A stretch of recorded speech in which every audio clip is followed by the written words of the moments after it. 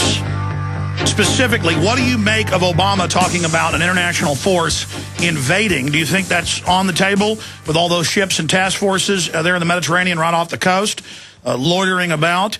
And then expanding on that, how do you see this going just from your research?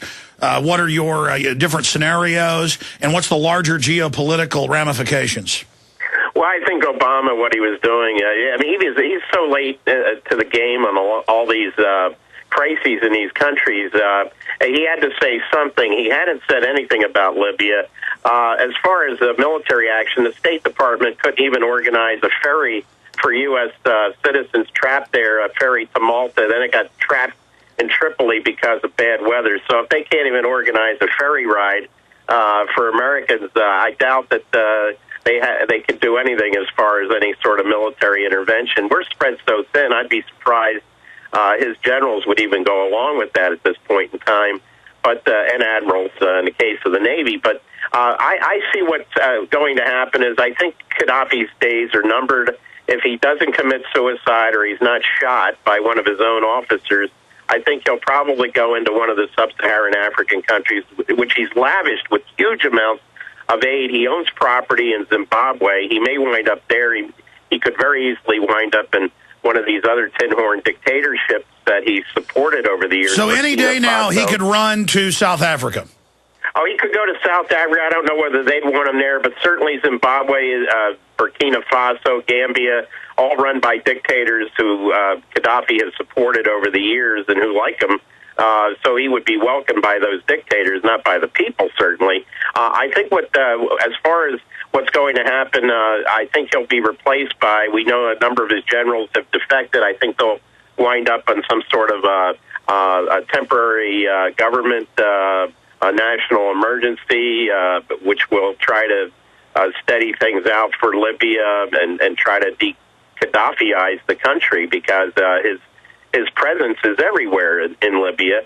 And I think as far as the next dominoes, Saudi Arabia definitely, I think, is on the brink. I'm hearing from people in the Saudi opposition, they don't care about the king coming back and throwing money. They want him gone. They wish he had stayed in Morocco, where he supposedly was undergoing some sort of medical treatment. They don't want him back in Saudi Arabia. And the other thing is, look, after the royal family there goes, don't even use the term. The country's name will change.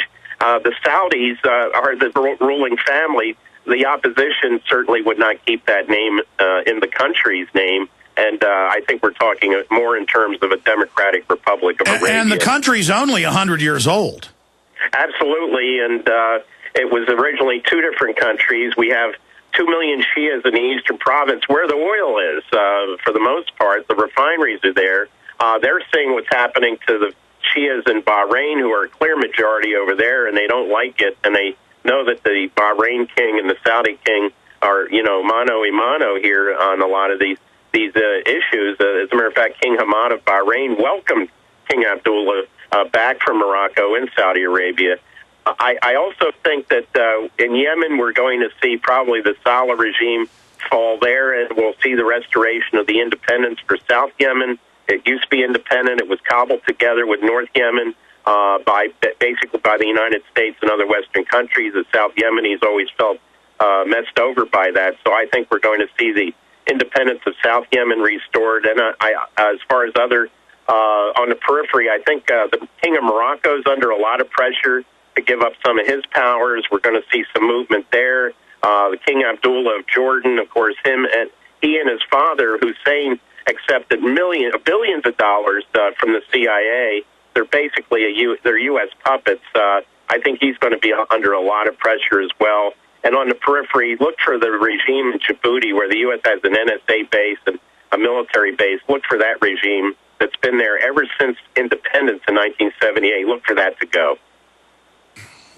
Well, it's encouraging that you don't think that this is as big a threat as some do with some of the high-tech and very deadly weapons that Gaddafi has, and that that it sounds like you're saying you're leaning towards him fleeing instead of battling it out with nerve gas, though he said he's going to die on Libyan soil. I mean, I think it's a wild card, but we're going to go to break. I want to come back and ask why you think this isn't going as well as the globalists thought it would with these overthrows and attempted destabilization campaigns that are still ongoing.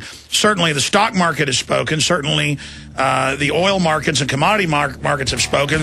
Medvedev over in Russia says, look for decades of turmoil now in the Middle East. So a lot of people think this is really going to just get worse and worse.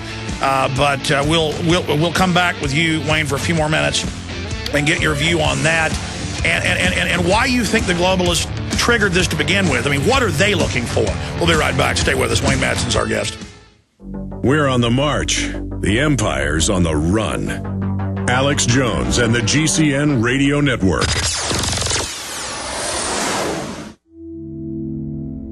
Hi, folks. This is Alex Jones, and I want to tell you about the Silver Lungs generator. Now you can produce pure and endless colloidal silver and deliver the solution directly into the bloodstream by breathing the solution through the lungs. The respiratory system is the first line of defense for airborne pathogens and viruses. The Silver Lungs generator infuses the respiratory system with your self-produced nano-silver solutions and also delivers the silver nanoparticles instantly into the bloodstream. With continued legislation threatening the sale of nano-silver products, you can now produce pure and endless colloidal silver with the Silver Lungs generator. Very easy to follow, step-by-step instructions are provided, making production fast and simple. Go to www.silverlungs.com today and learn more about the breakthrough technology of the Silver Lungs generator. That's www.silverlungs.com.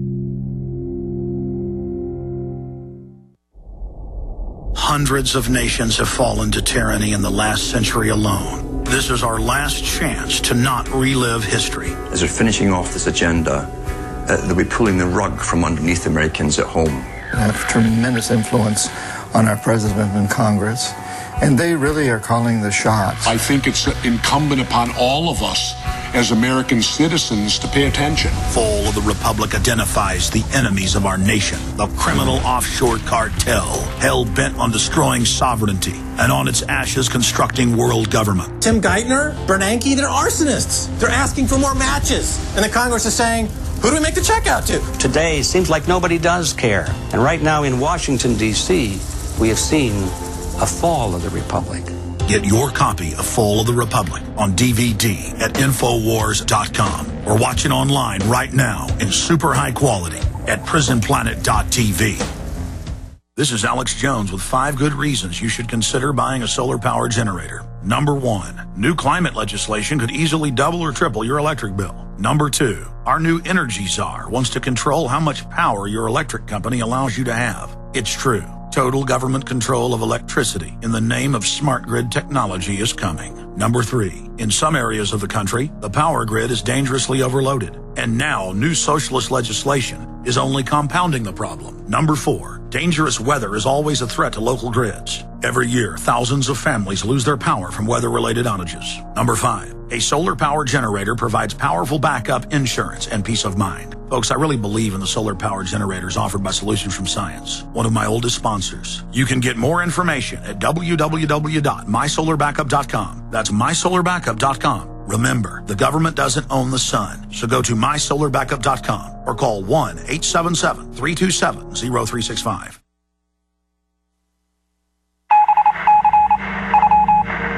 You are listening to an Infowars.com frontline report. If you are receiving this transmission, you are the resistance. Extremism and defense of liberty is no vice.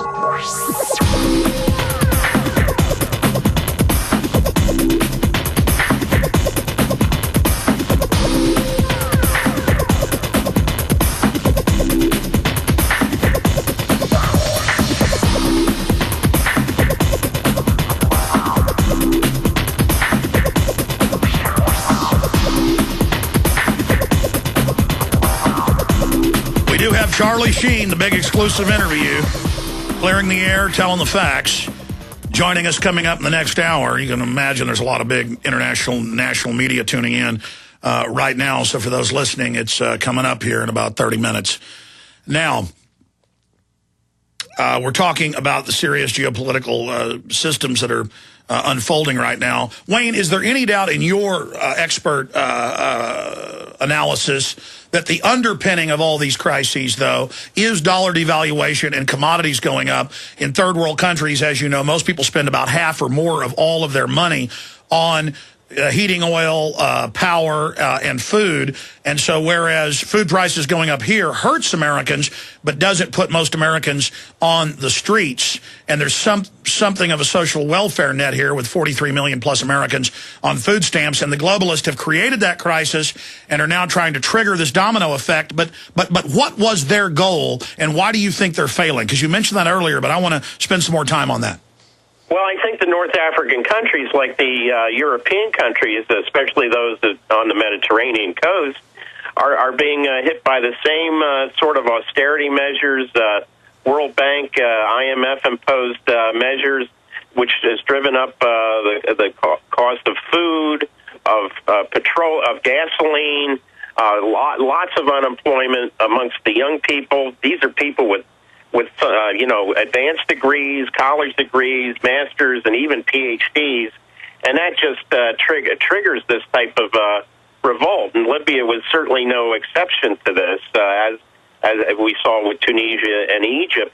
I would note that Gaddafi today was blaming Osama bin Laden and Al-Qaeda for the revolt in Libya against him. My God, he sounds like George W. Bush, or when they got to pull the Al-Qaeda rabbit out of the hat. He sounds like Obama or Napolitano and these people, but he's in full agreement with propaganda coming from Israeli-linked websites saying that Al-Qaeda in the Maghreb is all behind the rebellion against Gaddafi. So, this non-existent bin Laden, he's citing him as a threat. I think he's desperate. He's using the same boogeyman that W has used and others in this country, and I think we will not be seeing Mr. Gaddafi around Libya. I would give him a matter of days, if maybe a week, but no more than that. And you're predicting he'll run to Zimbabwe, just north of South Africa. Yeah, he'll go there, or one of these other dictatorships where he's very, he's pumped hundreds of millions, if not billions of dollars into propping up the regime. So if he's not shot or he doesn't shoot himself, I think that, and I doubt he's going to. Some people think he might commit suicide. The guy's incredibly vain.